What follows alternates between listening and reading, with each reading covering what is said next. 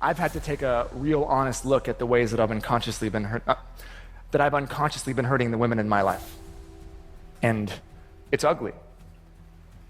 My wife told me that I had been acting in a certain way that hurt her and not correcting it. You're going to be sorely disappointed, because if clickbait was an amendment, this is it. Okay, I cannot believe it. And there's so much more going on here. Now we really see the target of everything, I think, really the linchpin for her lawsuit, the person that she went after. We have to discuss Isabella Ferrer. All that coming up right now. So let's see how Candace breaks this down for us today.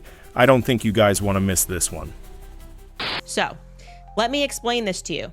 Ready? If you are work in PR crisis, that is literally your job description. They were saying this is some like huge find. Oh my God, we engaged a PR firm and they said that they were going to try to impact social opinion. Yes, that is why you engage a PR firm. Whoop-de-doo. Nothing important there. Then you move on to point number 41. And this is in October. And this is again a time where they're inserting something and it's not within the context of a timeline, because when you see it in a timeline, it defeats their point. This is a message that apparently they're saying even Jennifer Abel, a part of the crisis PR team, does not like Justin Baldoni. What they're not telling you is at this time, Jennifer Abel was actually working for Stephanie Jones PR. This message that I'm about to show you is from January 14th, 2024. Remember, let's go back to that PR map that we had a long time ago. Jennifer Abel was initially working for Stephanie Jones PR, and their client was Wayfarer Studios, Justin Baldoni. And then at the end, at some point in August, she then wanted to start her own firm and she left. So at the time of this message, again, they believe the public is stupid, they don't know the timeline. She's showing you a message that is completely irrelevant to the case, because they're not suing Stephanie Jones PR, and the message, as I read it, is not even controversial. What she is saying, essentially, is that Justin Baldoni is going to get eaten by Blake Lively because he doesn't want to defend himself. Here is the message that they included. It reads, later in the same text conversation, Ms. Nathan and Ms. Abel described the shift in social media. Oh no, this is not the one that I'm looking for. I'm looking for when she says it's just a message, an email that comes from Jennifer Abel, where she's writing on the 14th.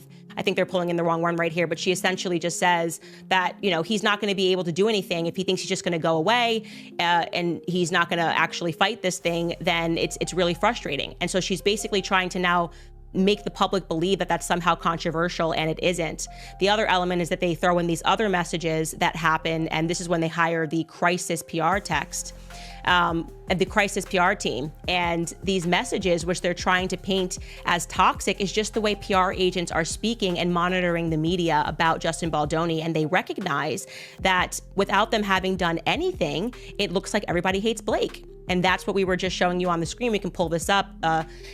It says the socials are really ramping up in his favor. She must be furious. And then Melissa Nathan says it's actually sad, because it just shows you how people really want to hate on women. Like, she's saying they're going after her and they haven't said it and they haven't even done anything.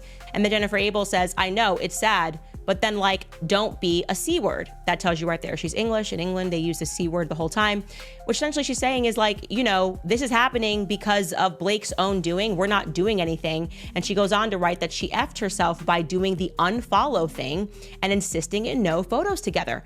I agree. Okay, her plan to be evil got foiled. She's a cartoon villain. She was like, it's going to be so great. We're going to put him in the basement. We're going to isolate him. We're going to make him feel alone. And she never considered that there would be a social consequence for her to bear because of that. And that's what happened. And so the crisis PR team never had to implement any plan because Blake being evil backfired. That is the story. A narcissist targeted someone who she felt was weak, and it backfired on her. And they go on again to show you these last couple of points here in this suit, or in this amendment rather, is they even are telling us not to believe our own eyes, because I'm reading what the PR people are saying, and then she mischaracterizes it. And this gets into the HR complaints, okay? Now, I told you that someone in Blake's team clearly were circulating those complaints that we showed you on the show yesterday, way back in August when the premiere was happening. And they were able, the PR crisis team were able to kill it because The reason they killed these stories was because they weren't real, okay? They're not dated, they won't give any information, and Sony came out and gave a statement to Variety at that time that said there were no HR complaints. Similarly, Wayfarer said there were no HR complaints. So they got the story killed on the basis that whatever was being circulated was not real. It was not authentic. They try to spin this in the amendment, try to spin them saying we got this killed as a huge aha. And here's the language that they use. Less than 1 week later, they bragged about how they had shut down stories regarding HR complaints on set. Miss Nathan remarked that this went so well, it was genius, so okay, we have 4 majors standing down on the HR complaint. Yeah, it wasn't real. That's her job, is to get things debunked when they are not true. And so for them to then try to spin it to us like something was wrong here is completely ridiculous. It is totally ridiculous. Okay, now before we get into Isabel Ferrer, because I really want to point something out here that I find to be extremely creepy about her relationship with her and how I think she purposefully put her in her, kind of in her web, so to speak. I want to just show you really illustrate the 4 points or 5 points of major hypocrisy in this lawsuit, which leads me to believe that what they're really doing here is there is no strategy. They're responding to the public and they're not even thinking about how the points that they made earlier are now conflicting with points that they have made now. There's nothing but hypocrisy. And I think the biggest addition to this that really demonstrated that nothing makes sense was point 84. It's just astonishing. So people were made aware by Brian Friedman that actually Blake Lively was offered to meet with the intimacy coordinator, despite the entire narrative being about the intimacy coordinator. There was no intimacy coordinator. They demanded an intimacy coordinator. We then saw a text message and where Justin messages her in April and is like, I'm meeting with the intimacy coordinator if you want to meet. And she's like, nah, I'm all good. See, she just says, I feel good. I can meet her when we start, presumably when we start filming. And she says, thank you though.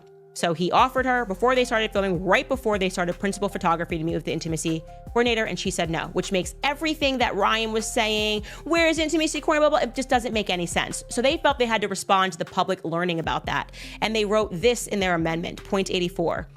They wrote, Miss Lively complained about inappropriate behavior as early as May 2023, which occurred without an intimacy coordinator present and which ultimately led to Wayfarer and Sony agreeing with Ms. Lively that the consistent presence of an intimacy coordinator was not only reasonable but essential. Contrary to the defendant's assertions elsewhere, Ms. Lively did not refuse to meet with the film's intimacy coordinator. She said, I'm all good. I think that's a refusal, right? She said she did not need to meet with her before production started because there were no intimate scenes in the immediate future, so they could talk once production began. Ms. Lively did have a call with the intimacy coordinator during preparations. These conversations happened close in time to the filming of the relevant scenes. So that lets us know that not only did she refused to meet with the intimacy coordinator, but now she's saying it's because, well, there were no scenes upcoming that I needed her for, but also that she had a direct line of communication with the intimacy coordinator. She is saying that she had a phone call with her. She had her number. So if at any point of her claiming that she felt uncomfortable around Justin Baldoni, if she felt that after she filmed one scene, the dance scene, where they're talking to each other and she lies and claims that he was out of character but forgot to mention that she was speaking to him out of character, why didn't she just ask the intimacy coordinator from that day forward to be with her every step of the way? She didn't do that. Why is it that after that scene, which is supposed to be the huge scene that made her uncomfortable, did she invite him into her trailer while she was breastfeeding? None of this makes any sense. To now acknowledge that you had communication with the intimacy coordinator actually proves their point, that your list of 17 demands that you sent in November to put a complete stop to principal photography was always a nonsense. You were always making things up that never were an issue. You had access to an intimacy coordinator, which is exactly what Justin Baldoni's team is alleging. They never deprived you of an intimacy coordinator. So all of Ryan Reynolds' jokes in Deadpool, his jokes to Sandra Bullock, and everywhere else on the internet was really something that you guys concocted. That's what the public is seeing. Another thing I want to point out is that she keeps running into conflict when she says that Justin Baldoni tried to change the script. That's a major point here, that they had a pre-agreed upon script that she had signed on to and that he deviated away from it And then that amounted to gratuitous sexual changes, okay?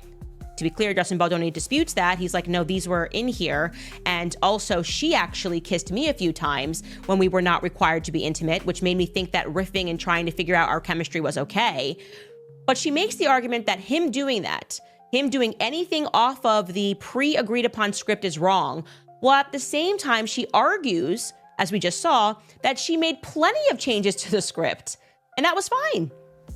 What are the rules here, Blake? You can't argue it both ways. So Justin can't make any changes. After you sign out and say, this is the script, he has no right to make one change. But you can get your dragons on board and say, actually, I changed the entire scene. Read it and like it, or you're gonna get burned.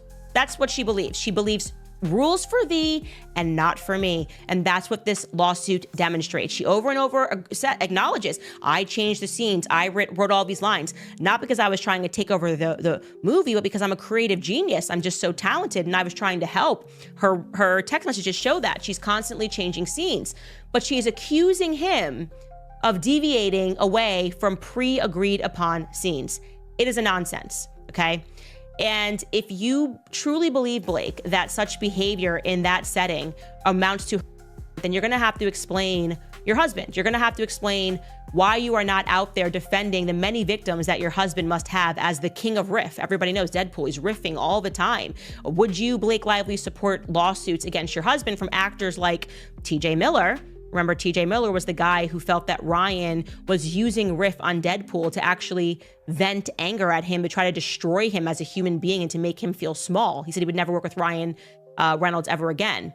After that interview, him and Ryan Reynolds, to be clear, patched up their relationship, but he basically said he uses Deadpool to harass people, okay? So would Blake Lively be open to a suit of harassment? Because riffing is just so wrong. It's never been seen before. No one's ever seen that before in theater. This is the first time it's ever happened.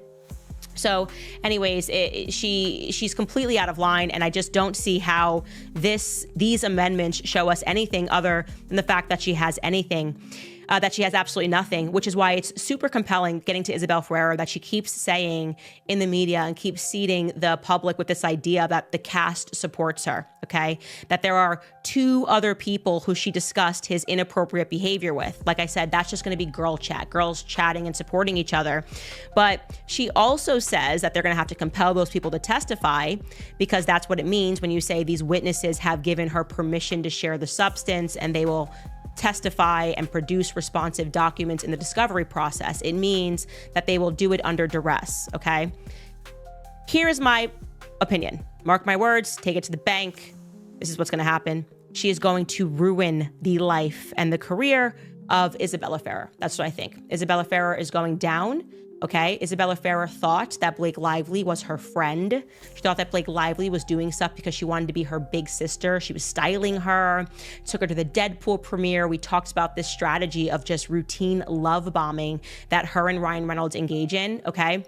And I hadn't considered, because I was like, what did she give to Isabella Ferreira? We found with Brandon Sklenar, it's likely that they hooked him up with WME, a contract there.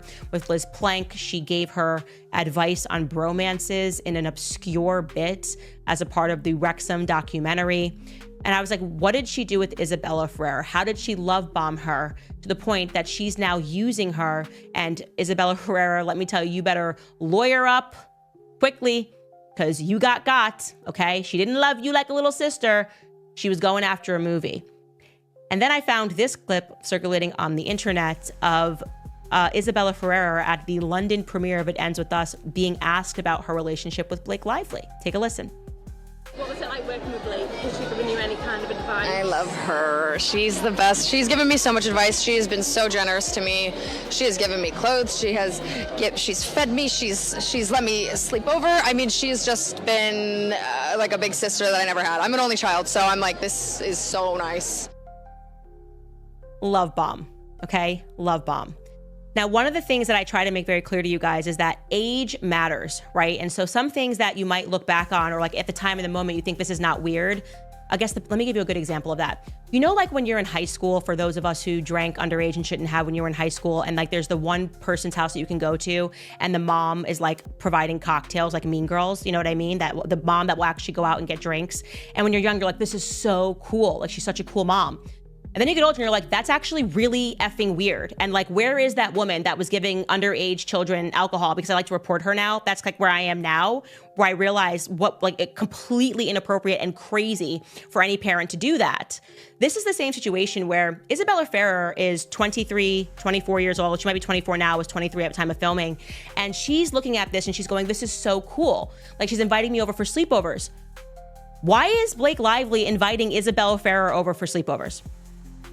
Blake Lively is 37 years old with 4 kids. Not only 4 kids, she had just given birth to her 4th kid. She was still breastfeeding, breast pumping at this time. Why are you inviting, okay, a colleague, a work colleague over? If you want to see, you want to grab dinner, normal, totally cool. You want to hang out after work, long day of filming, whatever it is. Why are you inviting her to your house for a sleepover? That is not appropriate for a 37-year-old adult woman to be doing with a 23-year-old. There are various extenuating circumstances where it might make sense. Oh, it was a blizzard. You're at my house. You can't get a taxi. Totally fine. We've got a guest bedroom. Totally fine. But this sounds like a girly sleepover. This sounds like what I used to do with my friends that were the same age. When we'd go out, we'd have a good night, you know, hanging out and be like, oh, we're just gonna all sleep over. We're gonna just have a big old sleepover and you gossip. That's the purpose of sleepovers, okay? You gossip, you trade stories, you get close to one another, and all of that's fine. If Isabella Ferreira was doing this with another 23-year-old, I wouldn't have an issue with this. But it's not another 23-year-old, you guys. It's a 37-year-old woman inviting a 23-year-old colleague over for a sleepover. It's weird. Do not let anybody tell you any difference. That is weird. That's not what 37-year-old women do. I don't have sleepovers. At 37, I'm 35 and I don't have sleepovers. I'm like out of the sleepover gang. You know, it's like the game of sleepovers doesn't work anymore. You know why? Because I'm like an adult and I can get home. Like there's no situation where I can't get home to my husband. And also it would just be weird for me to be like, hey, can my 23-year-old friends come over for a sleepover? My husband would be like, what are you talking about? We got like kids get up at 5:30 a.m. What are you saying? Again, there are some circumstances, okay, where it could make sense, extenuating circumstances, but that doesn't sound like that. She's giving me her clothes. Why do I feel like this is a teenage sleepover? She's giving me her clothes and we're baking together. And also we're having sleepovers. Weird, Isabella, okay? You might not realize it right now, but this is weird. And by you saying like she's like a sister, she wanted you to feel that, okay? Blake Lively is a sick individual. I am telling you, you were targeted. You don't realize you were targeted, but you were. And because they knew that they needed to have somebody that they could wrap into their spell. She also targeted Isabella Ferreira by telling her that Taylor Swift handpicked her. Now imagine you're 23 years old. What is Taylor Swift to you? Oh my gosh, icon, top of the world. You're trying to get tickets to her sold out shows to Eras. And now you're in the house of a Taylor Swift's best friend and she's telling you during a sleepover that Taylor Swift handpicked you. Like you're with us now. You're with our girl squad. Do you want to wear my clothes? Ugh. Like just the ick that I feel knowing that as a 35-year-old woman and realizing that Isabella was just young and impressionable. And I swear the age where your brain fully develops, I think it's 26, 27. Like literally Isabella's brain is not fully developed yet, according to science, okay? And yet Blake Lively swooped in there and just love bombed her. And she had no idea. She had no idea that she was being manipulated, just like I believe Brandon Sklenar had no idea he was being manipulated. Liz Plank, I don't know, had no idea she was being manipulated. They all were just like, what an amazing couple. There's even a clip of Brandon Sklenar saying, I don't know what I did to deserve them just doing so much amazing stuff. You're dealing with grade A psychopaths. That's what you did, okay? It was about Justin Baldoni, and she knew, you know, Ryan Reynolds and her were like, we need to have someone else on set saying something happened. And they chose Isabella because she would have been the most vulnerable to Taylor Swift sprinkles, cupcakes being baked at midnight. Let's stay up late. Let's like do each other's nails. Let's just do each other's nails. Oh my God, I feel so uncomfortable. Can I open up to you about something? That's what girls do. They tell secrets on sleepovers. Can I tell you something? He made me feel not good. Justin Baldoni didn't make me feel good. I think he looked at my butt. Have you ever felt that way? Said a 37-year-old woman with 4 kids upstairs. And she's like, yeah, just trying to like feel an attachment because she's younger. Yeah, no, I felt weird during that orgasm scene, to be honest, because we already know this, by the way, because Blake's team doesn't care about her being young or care about the fact that she has her entire career ahead of her. They're trying to now use her to try to justify their lawsuit. And I believe that this has been a wicked plan that she hatched long ago. And Isabella Ferrer is actually a victim of just a nefarious, nasty woman named Blake Lively. Those are my thoughts. Anyways, you guys, want to also let you know that Taylor Swift's team is letting the world know that they are not friends anymore. They are not talking. Okay, so sorry, Isabella Farah, if you thought you were going to get connection to Taylor Swift.